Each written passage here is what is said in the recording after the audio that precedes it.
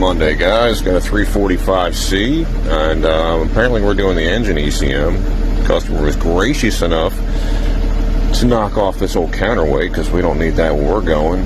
Got some little Campbell City Mill socks on today because it's Monday and we got to have something to make it a little more comfortable.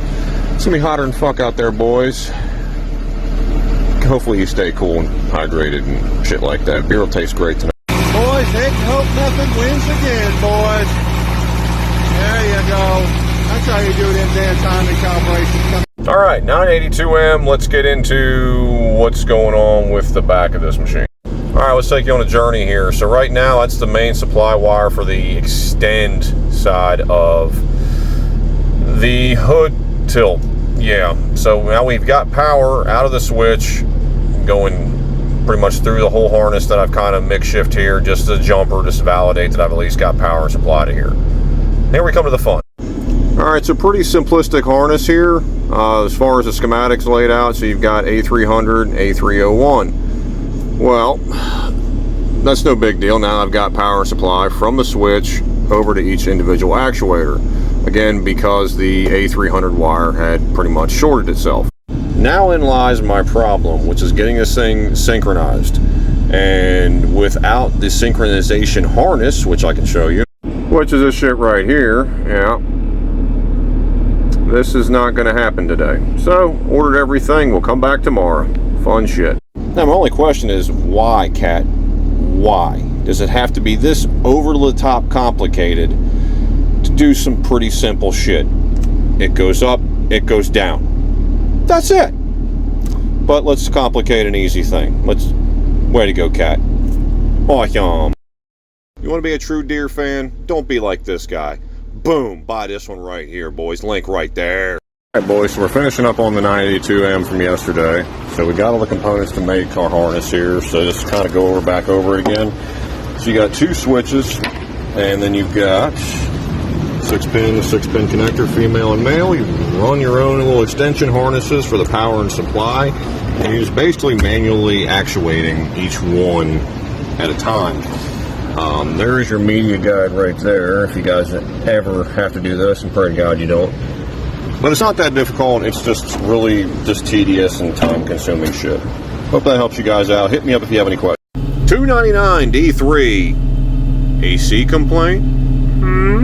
Let's get into this. All right, so I get in the cab, turn the fans on to see what the blower motor's doing. Blower motor's working its ass off. Vents, nothing. Let's go ahead and tear into this one. Pull the filters out. Notice there's only one filter. The outside cabin filter's missing, and I guess old flex tape was in place there. Break it down to the evaporator, and I find this.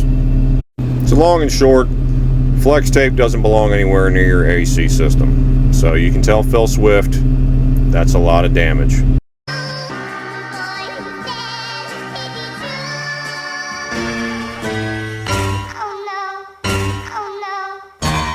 352 NextGen. Let's get into this big old turd. Now this old girl had pretty much every one of the traditional boom foot harness failure codes. So yeah, there's that fun there.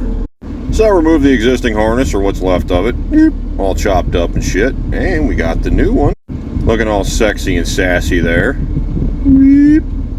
Long and short of it, put it back together, and not an issue. So this is one of those deals where Cat does not yet want to admit that this is a problem. They terminated the existing service letter for most boom foot harnesses on most machines now, but they have not released a new machine yet that has the repairable section of this chassis harness.